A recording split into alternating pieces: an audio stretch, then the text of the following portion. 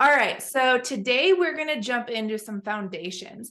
Now, what is a virtual assistant? Some people know what it is. I talk about it all the time. Obviously, I'm a virtual assistant trainer and a recruiter, so I know what a virtual assistant is.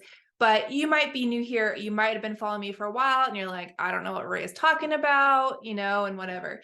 Back in the day, people considered virtual assistants to kind of be like a scam. They didn't think they could work online and make decent money doing this type of work. But I'm here to tell you it is legit. Of course, there's always going to be scams out there, but what I'm about to share with you is not a scam. And I'll give you some tips and tricks to use along the way to make sure that you do avoid those scams if you do, find yourself interested in starting a business like this. So if you're new here, I am Ray. I am the founder and CEO of Posh Operations, and we train virtual assistants. So if you want to get into the field and you have no experience, you don't know anything about it, I'm here to help you figure out that process and be with you every step of the way. So what is a virtual assistant? A virtual assistant is a remote administrative contractor, basically. So what does that mean? So most virtual assistants are independent contractors, so they're not employees. And as an independent contractor, you are working for yourself. And a VA, so when I say VA, I'm referring to virtual assistant, just so you know. And VAs typically start off helping with, office management type duties. They can, it could be like data entry, very basic stuff in the beginning. So if you think of like a secretary or an administrative assistant in a normal corporate job, that is kind of what a virtual assistant is, except for they're working remotely and they're running their own business, which we'll dive into in a minute. But really, virtual assistants can help with a variety of things. They can help with content, social, design, marketing, media related business responsibilities. And they work, like I said, they work for themselves. And so they're working from home, doing these roles remotely. And that is a big thing to consider when looking into this type of work. As you are going to be working remotely, you are going to have a space. You don't have to have a home office, but you're going to have a space in your home where you can perform this work. You're going to have, a good internet connection and the ability to do the work sometimes before you're completely paid. And I'll talk about that in a minute as well. So back to like what a virtual assistant does. Now, if we think about that administrative assistant role, what do? They do data entry or calendar management, email management, appointment scheduling. So all those administrative duties that every business owner needs in some capacity, a virtual assistant can help with. And even if you feel like you don't have the skills to be a virtual assistant, you do. You just have to get creative with how you look at your experience and the background that you have. Now, I do have a guide. It's called the Ultimate Guide to Becoming a Virtual Assistant.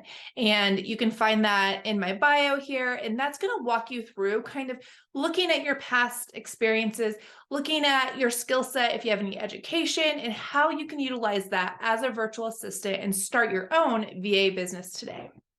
So, sorry, I'm losing my voice today, guys. As you work through, what you're going to offer, what type of VA you want to be, you're naturally going to grow. So you might find yourself moving more into social media marketing. Maybe you really like creating content. You really like design or website development, or, my favorite when I was a VA was like systems and automations. And when you first start off, you don't need to know those things. You're naturally going to grow in this skill set as you work with your clients. Okay. And once you find that niche, I always recommend that you get really good at that one or two things, and then you're going to be able to charge a higher rate because you are specialized. You have an expertise as a VA now, and we call it your niche. So, you start off broad, and then eventually, unless you really love that admin work, then maybe that's going to be your specialty. You're going to become like, a virtual executive assistant where you're providing really high level admin directly for a CEO or a business owner, right? It just really depends on what you enjoy doing, what you find that people go to you for. And as you start working through the guide that I provided for you, this is going to become very clear.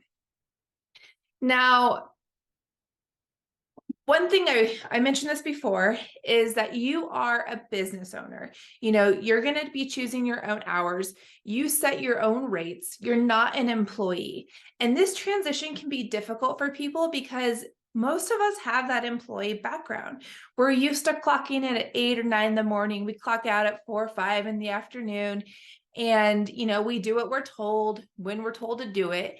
But as a VA, you get to decide when you do your work, because employers cannot direct when an independent contractor works, because if they do that, that independent contractor is actually an employee, and that can cause some legal issues. So business owners do have to be careful with how they work with their independent contractors. But you, as an independent contractor, can also help them and guide them through this process to make sure that they're not violating any, local laws or whatnot. So I just want to put that out there. Always make sure that you're providing your own contract. In the Virtual Assistant Business Launch Academy, we do provide you with a template for that contract, and then you go through and you make it your own. But by being the person that provides the contract to your client, you are leading this relationship. And that's what I really encourage all my students to do, is lead the relationship, because you're not an employee. So if you look at the employer-employee relationship, it's usually that employer that is leading that relationship. They're the ones that are setting the rate. They're the ones that set the schedule and set, all the deadlines. But as an independent contractor, you need to be the one in charge of that. Now, everyone wants to know, it's like the biggest asked question beyond where to find, good work, is how much to charge as a virtual assistant. And this is really going to depend when we go back to thinking, what type of support are you providing? Are you providing general admin, or have you moved in more of the social media manager kind of, journey? Or maybe you really, like me, you really like systems and automation, or you really like tech. Or maybe you really like client success, which, customer service. And so depending on how experienced you are, and that doesn't have to be VA experience, it can be, employee experience or volunteer education, whatever it is, that's where you're going to look and decide your rate. Now, be very careful here, because I see people coming on and they're trying to offer services for like $8 an hour because they're brand new. And that is a waste of your time. And so I can't give you the exact number to start off with, because it really depends on your business. It depends on your expenses as a business owner. It depends on where you live, because you might have a higher mortgage or rent rate than other people in different locations. And so you really need, and this is something we do work through in the academy, is we break down all of our expenses. We look at how many hours a week we want to work and what type of work we're going to provide. And that's how we come up with our rate. So don't charge $8 an hour. I'd say in most areas, in most situations, depending on your support you're providing, start at least $20, maybe $25 an hour to start gaining that experience and start, learning how to be a virtual assistant. As long as you're reliable, as long as you're honest, you're trying your best, $25 an hour is not an unreasonable rate. So, integrity is huge. Make sure you're showing up. If you say you're going to get something done in the next 24 hours, get it done, right? And when you start, being accountable, you're showing that you care about someone's business. They're not going to look at that $25 an hour and, think it's outrageous, because what employers need to understand is that when they have an employee, $25 an hour is just the wage part. They're providing benefits, oftentimes a space to work, and they're paying taxes on that employee. Obviously, the employee is paying taxes as well. But with the virtual assistant, they're just paying the wage. They're not paying all that other stuff. You are, because you are paying your own taxes at a different rate, because you are a business owner. You're not an employee. If you are going to provide yourself benefits, you're taking care of that yourself.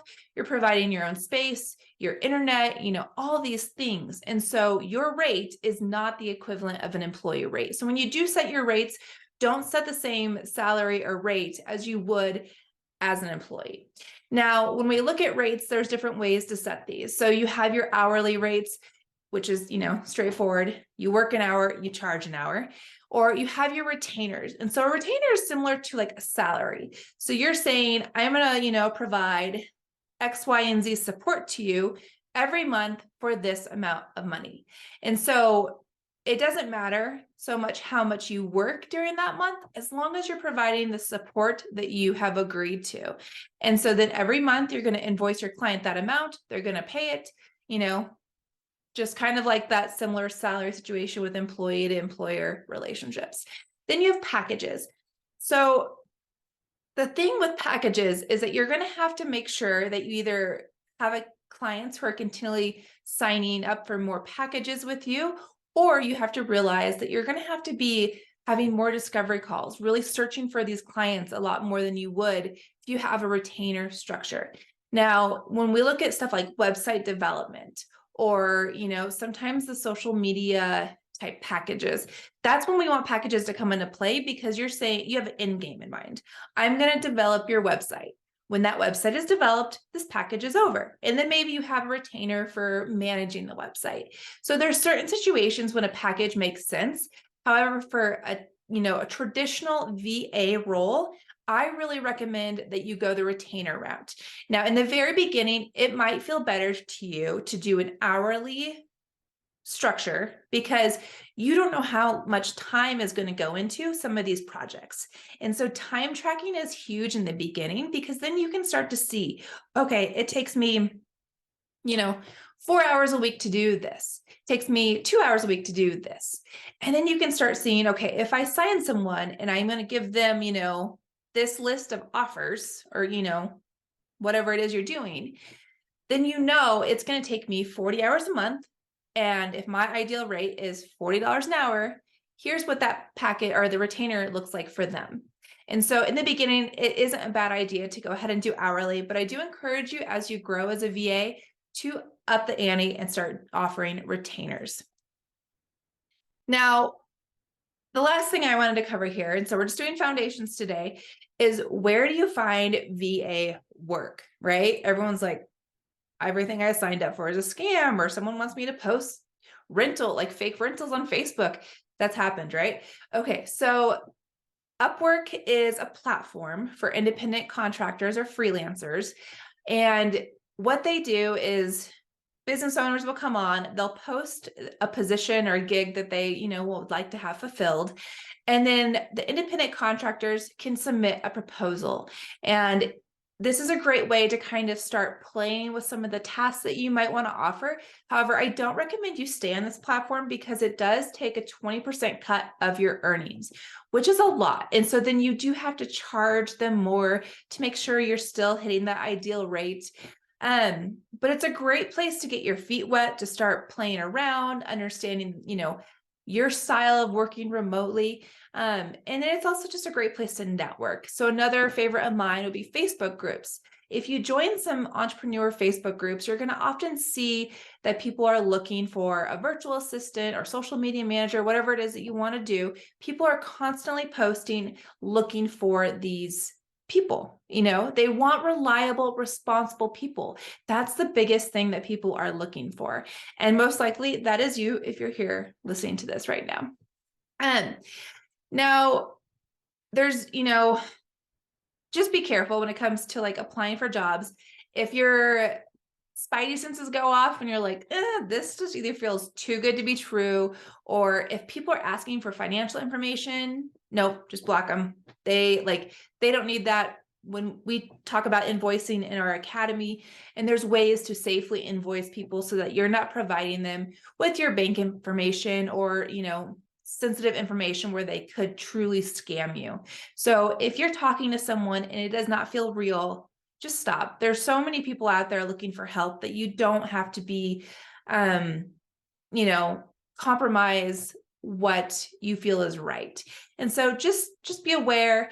And even on Upwork, you might find scams on there, but Upwork does filter through and there's less scams that you're going to find on Upwork versus like Facebook, but networking on Facebook is huge for your business.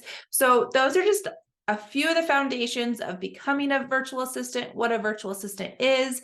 Go ahead and grab the ultimate guide to becoming a virtual assistant and start working through that process of what you want to offer. If you have any questions, as always, feel free to reach out to me. And if you do want to take your VA journey to the next level, I invite you to check out the Virtual Assistant Business Launch Academy and join me there. Have a great day.